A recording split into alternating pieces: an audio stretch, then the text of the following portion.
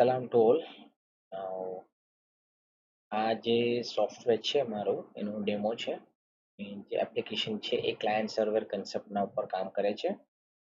અને હાલમાં જે મેં એપ્લિકેશનનો ડેમો આપી રહ્યો છું, તો જે મેં એપ્લિકેશન રન કરી છે મેં ઇન્ડિયાથી રન કરી રહ્યો છું.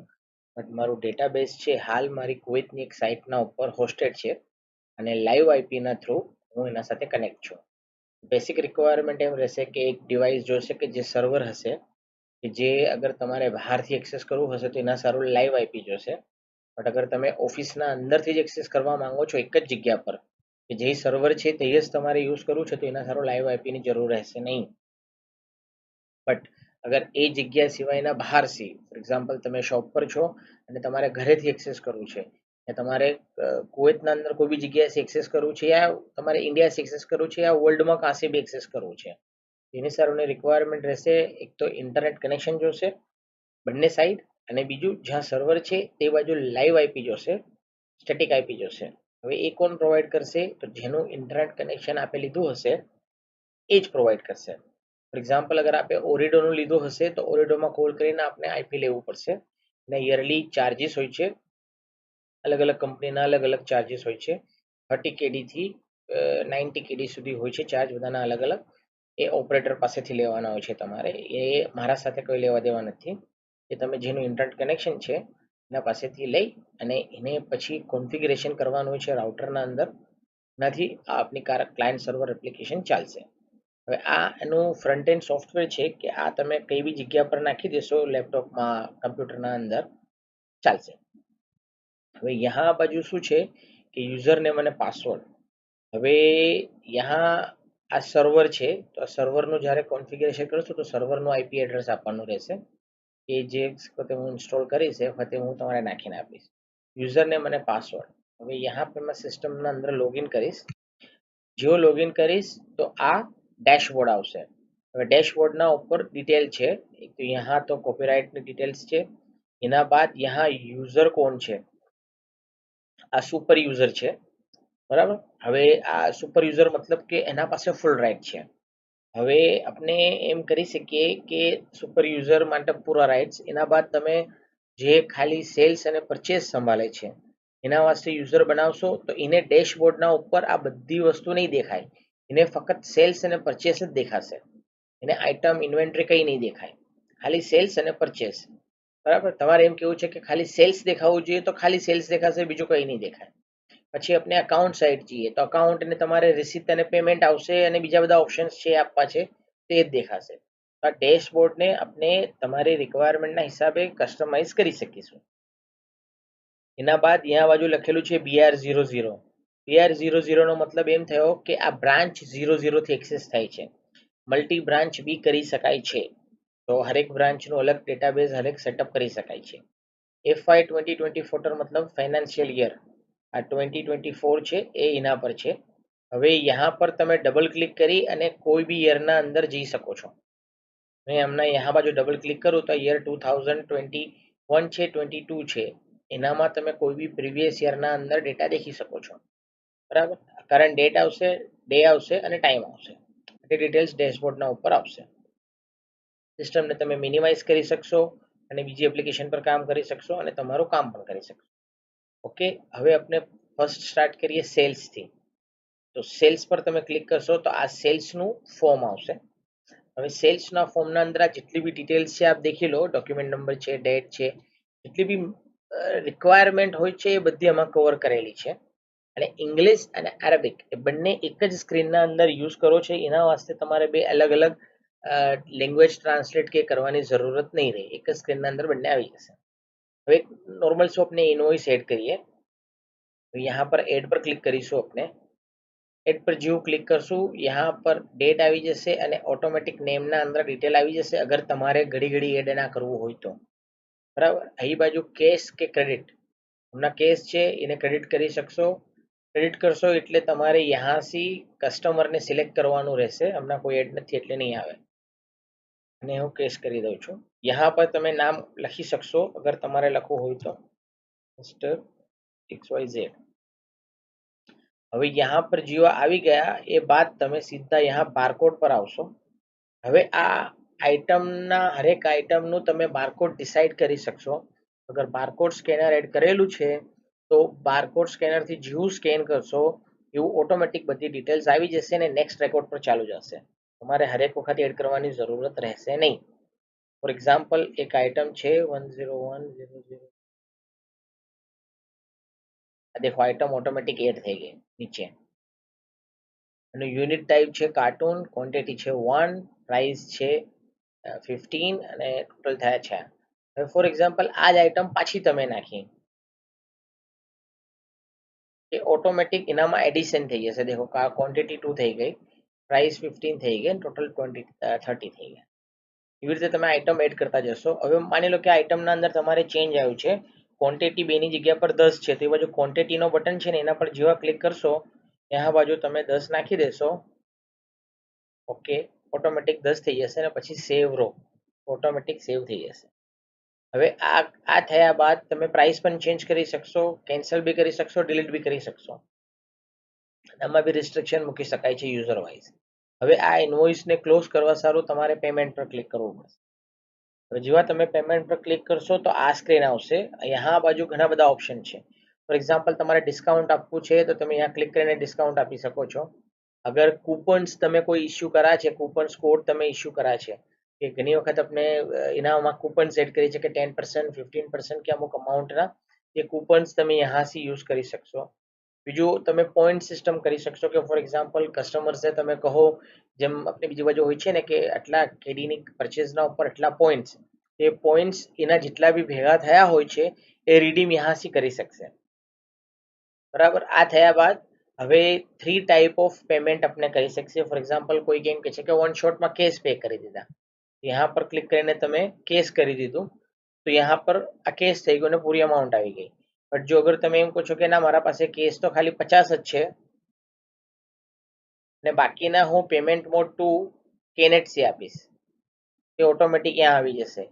આ જ્યારે સેવ કરશું આપણે તો આનું જે એન્ટ્રી થવી જોઈએ અકાઉન્ટ્સના અંદર તો 50 રૂપીસ કેશમાં જશે અને 100 રૂપીસ કેનેટમાં જશે.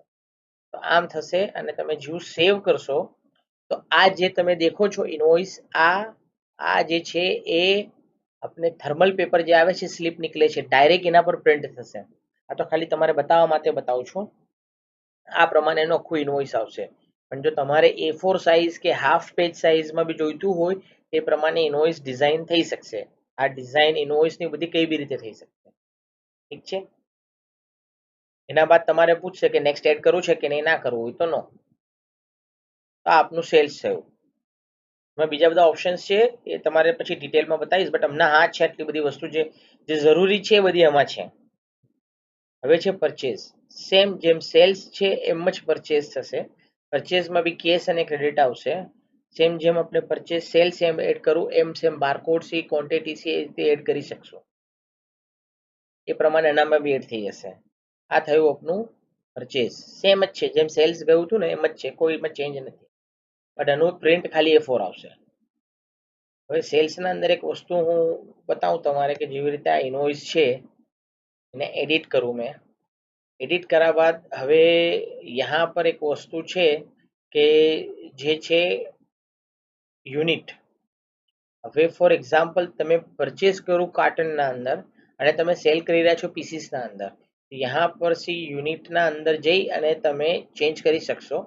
એવી રીતે હબ્બા તો પ્રાઇસ બી ઓટોમેટિક કન્વર્ટ થઈ જશે અને એનું કેલ્ક્યુલેશન બી થઈ જશે. કારણ કે બોક્સના અંદર ક્વોન્ટિટી વધારે હોય ને હબ્બાના અંદર ક્વોન્ટિટી આ 10 પીસ છે તો 5ના હિસાબે 50 થઈ ગયા. જ્યારે ઇન્વેન્ટરીમાં તમે આઇટમ એડ કરશો ત્યારે તમે મલ્ટિપલ યુનિટ નાખી અને મલ્ટિપલ યુનિટથી સેવ કરી શકશો. બરાબર. હવે રિસીટ. એટલી ઇન્ફોર્મેશન જ આપણે આમાં રાખી છે કે જે નાખવાની જરૂરત હોય, બાકીની બધાની કોઈની જરૂરત ના હોય એ નથી રાખી મેં, એટલે કોમ્પ્લિકેટેડ નથી કરેલું. હવે રિસીટના અંદર સિમ્પલી જેમ એડ કરશો તમે, કોણ આપવા આવ્યું છે, for example mister XYZ, okay, કયા આપી રહ્યો છે, કેસ આપી રહ્યો છે, ચેક આપી રહ્યો છે, કેનેટસી આપી રહ્યો છે, કઈ રીતે આપી રહ્યો છે. ફોર એક્ઝામ્પલ કેસ, यहाँ ડિસ્ક્રિપ્શન કેસ એના પે કરી રહ્યો છે, ફોર એક્ઝામ્પલ ઇન્સ્ટોલમેન્ટ પે કરી રહ્યો છે. યા બાકી જે ક્રેડિટ પર લઈ ગયો હતું એનું ઇનવોઇસ પેમેન્ટ કરી રહ્યો છે. મેં લખી દીધું આ ઇનવોઇસ 500. હવે એના બાદ મેં યહાંથી એડ કરીશ એનું અકાઉન્ટ.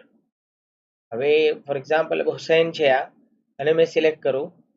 ઓકે, ડિસ્ક્રિપ્શન લખીશ INV 202 વોટેવર, અમાઉન્ટ મેં 100 લખી દીધી, અને જો એન્ટર પ્રેસ કરીશ, મોસ્ટલી બધું કીબોર્ડથી ઓરિએન્ટેડ છે આ બધું, તો આ એની રિસીટ તૈયાર થઈ ગઈ. એક રિસીટના અંદર એક કરતાં વધારે બી પેમેન્ટ લઈ શકશો, અને એક પણ લઈ શકશો. જો હું એને સેવ કરીશ તો ડાયરેક્ટ પ્રિન્ટનું આવશે. આ રિસીટનું ફોર્મ છે પ્રિન્ટ, કે આવી રીતે એનું આવશે. આ લેંગ્વેજ, ડાયરેક્શન બધું ચેન્જ થઈ શકશે.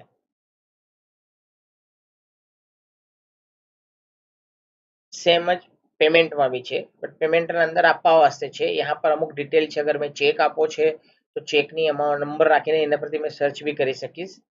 એ બધી ડિટેલ્સ છે યહાં બાજુ. બરાબર, ડિટેલ ટ્રેડિંગ પછી ડિટેલમાં આપીશ જે વખત આપણે આગળ વધશું. હવે ડેલી બુક ઓપ્શન્સ છે, ડેલી એક્સપેન્સીસ ને એ બધું નાખવા વાસ્તે. જે ડેલી ઉબલક બુક જેને કહીએ છીએ આપણે, કે જેમાં ઇનકમિંગ ને આઉટગોઈંગ લખીએ છીએ અને પછી એ સિસ્ટમના અંદર એન્ટર કરીએ છીએ, તેના વાસ્તે છે. ઓપ્શન્સના અંદર આવશે accounts, inventory, journal entry, system setting, transfer cell અને રિપોર્ટ્સ.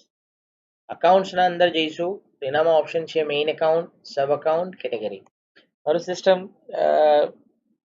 3 ડિજિટ મેઇન અને 5 ડિજિટ સબ એમ જોઈન્ટ કરીને 8 ડિજિટ અકાઉન્ટ નંબર જનરેટ કરે છે, અને 4 ડિજિટ મેઇન અને 4 ડિજિટ સબ એમ બે જોઈન્ટ કરીને 8 ડિજિટનો ઇન્વેન્ટરીનો આઇટમ નંબર જનરેટ કરે છે.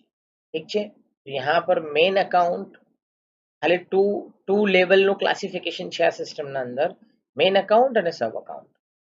આ મેઇન અકાઉન્ટ છે, એમાં બધા અકાઉન્ટ ટાઈપ છે, જેટલા બી મારા જરૂરતના છે બધા. આ બી ચેન્જ થઈ શકશે. અમારા સબ અકાઉન્ટ છે, જે અકાઉન્ટના અંદર મેં એક એક 1 by 1 બધા બનાવું છું. આ બી એક્સેલ સી ઇમ્પોર્ટ થઈને બલ્કમાં એડ થઈ શકશે. આ મારી અકાઉન્ટ ટ્રી છે. અકાઉન્ટ ટ્રીના અંદર બધા અકાઉન્ટ મેં જ્યારે અકાઉન્ટ ક્રિએટ કરીશ તો એને મેં બતાવીશ કે આ અકાઉન્ટ કયા બેલેન્સ શીટના કયા અંદર ફોલ થાય છે. ફોર એક્ઝામ્પલ યહાં પર આ સંદૂક છે, તો મેં આ કેટેગરી લખી દીધી, આ કેટેગરીના અંદર છે. જ્યારે હું પ્રિન્ટ કરીશ એ બાજુ પ્રિન્ટ કેટેગરી અને સબ કેટેગરી, તો મને ડિટેલિંગમાં આપી દેશે ફોર બેલેન્સ શીટ. બરાબર, અને આ જે કેટેગરી છે સેમ કન્સેપ્ટ છે, સબ કેટેગરી ને મેઇન કેટેગરી જે અંદર હતી એને ચેન્જ કરવા વાસ્તે. હવે ઇન્વેન્ટરીના અંદર આઇટમ માસ્ટર, આઇટમ કોડ, જેમ મેં કીધું અકાઉન્ટ્સના અંદર મેઇન અકાઉન્ટ અને સબ અકાઉન્ટ, એવી રીતે ઇન્વેન્ટરીના અંદર આઇટમ કોડ ને આઇટમ માસ્ટર. આઇટમ કોડ 4 ડિજિટનો રહેશે, અને આઇટમ માસ્ટરના અંદર જે આઇટમ નંબર બનશે એ 4 + 4 8 ડિજિટનો થશે. યહાં સપ્લાયરની ડિટેલ્સ આવશે બધી. યહાં કસ્ટમરની ડિટેલ્સ આવશે બધી.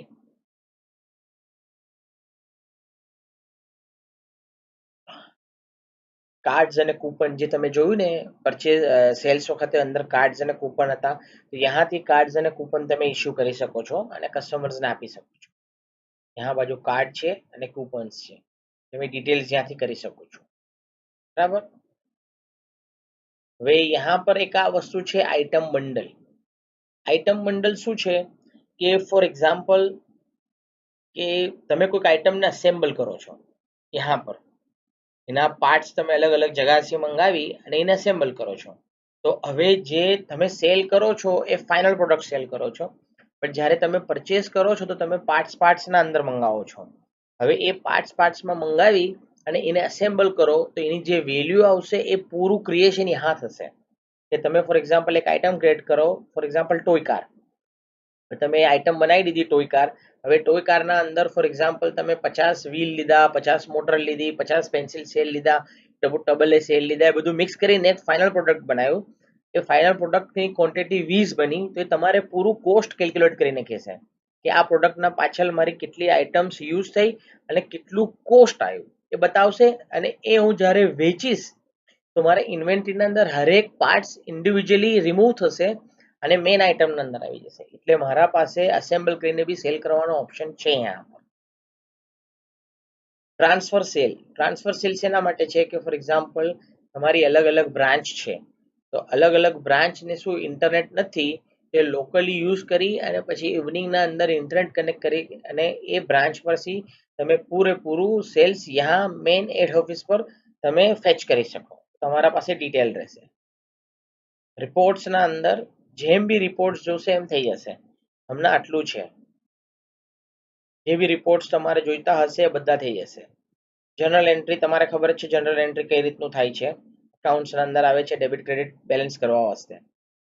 તો આ ઇન્વેન્ટરીના અંદર આઇટમ માસ્ટર જે તમારે મેઇન બતાવવાનું છે આ છે. હવે આ છે આઇટમ માસ્ટર. હવે એના અંદર item code, item name, item category. તમે આઇટમ્સની કેટેગરી બનાવી શકો છો. ફોર એક્ઝામ્પલ ચાઇનાથી ઇમ્પોર્ટ કરેલી આઇટમ એક અલગ રાખવું, પછી ઇન્ડિયાથી આવેલી આઇટમ અલગ રાખવું, યા જનરલ કેટેગરી રાખવું, યા જે બી કરું એ કેટેગરી મેં यहाँ કરી શકું. આ છે બારકોડ. જે આઇટમના ઉપર બારકોડ હોય યા તમે જનરેટ કરો એ यहाँ પર એન્ટર થશે. यहाँ છે યુનિટ. હવે યુનિટના અંદર તમે ફોર એક્ઝામ્પલ તમે પીસીસમાં સેલ કરો છો અને તમે પરચેસ બોક્સીસમાં કરો છો તો એ બંને યુનિટ તમે यहाँ એન્ટર કરી શકશો. यहाँ પર અગર ટેક્સ છે તો ટેક્સ તમે મૂકી શકો છો અને ડિસ્કાઉન્ટ આપો છો. ફોર એક્ઝામ્પલ તમે આઇટમના ઉપર 10% હમણાં કોઈક સેલ ચાલે છે તો તમે 10% કરી દીધું તો જ્યારે બી સેલ કરશો તો ઓટોમેટિક ડિસ્કાઉન્ટ ને ટેક્સ કેલ્ક્યુલેટ કરશે.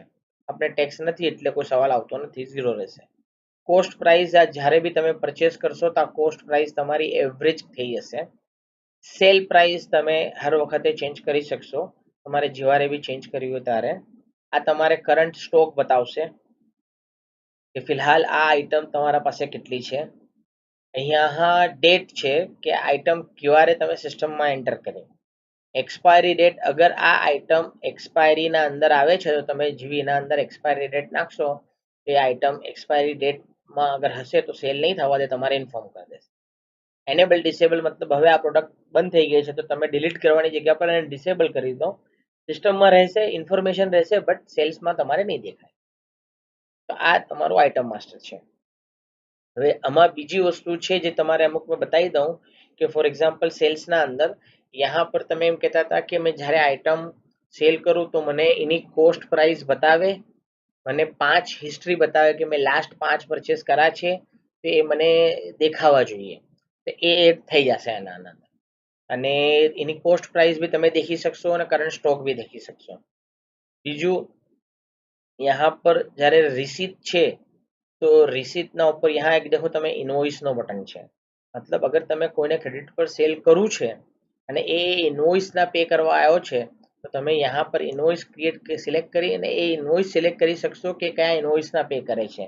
એનાથી શું થશે કે જ્યારે તમે ટેલી કરશો રિપોર્ટિંગનું તો તમારે ખબર પડશે કે કયા કસ્ટમરના કયા ઇનવોઇસના પૈસા બાકી છે અને કયા ઇનવોઇસના પૈસા આવી ગયા છે. આ એના વાસ્તે છે. બે વસ્તુ જે આ સિસ્ટમના અંદર નથી એ આપણે એડ કરી શકીશું. એક છે કોટેશન કે જેના અંદર નથી અને બીજું છે આઇટમ ડિલિવરી કે તમે કોઈને આઇટમ આપી આજુબાજુમાં અને કે તમારે સાંજે આપી જાઓ તો જ્યાર સુધી આપી નહીં જતો ત્યાર સુધી એ હોલ્ડના ઉપર રહેશે અને જે વખતે એ અગર આપી ગયો તો એ ઓટોમેટિક રિલીઝ થઈ જશે અને એ કે એના ઇનવોઇસ બનાવો તે એને કન્વર્ટ થઈને ઇનવોઇસ બની જશે. સેમ કોટેશનના અંદર કે તમે કોઈને કોટેશન આપવું અને એ કોટેશનના અંદર તમારે આપવા બાદ એ આવીને કે હા ઇનવોઇસ ઇસ્યુ કરો તો ડાયરેક્ટ કોટેશનથી ઇનવોઇસ ઇસ્યુ થઈ જશે. એ બે ઓપ્શન નથી આનામાં, એ એડ થઈ શકશે, એનો કોઈ ઇસ્યુ નથી, આપણે એડ કરી શકીશું. બાકી બીજું આનામાં અકાઉન્ટ્સ અને જે જે બેસિક લેવલ પર એક રિક્વાયરમેન્ટ છે જે જોઈએ છે એ બધું આમાં કવર કરેલું છે. આના સિવાય કોઈ બી તમારે વસ્તુ એડ કરવી હોય તે થઈ જશે. હમણાં આ મારું સિસ્ટમ આ લેવલ પર રેડી છે. અગર આપને જોતું હોય તો આ વિથિન 1 વીક મેં તમારે રેડી કરીને આપી શકું આપના હિસાબે મિનિમમ ચેન્જીસ કરીને. બાકી જે તમારે કોટેશનના, હોલ્ડના ને બીજા બધા ચેન્જીસ મેં કીધા હિસ્ટ્રીના બધા એનામાં ટાઈમ લાગશે તમારે. બટ હમણાં આ લેવલ પર તમારે એન્ટર કરવા સારું યુઝ કરવું હોય તો હું આપી શકું. ઠીક છે, થેન્ક યુ વેરી મચ અને શુક્રન.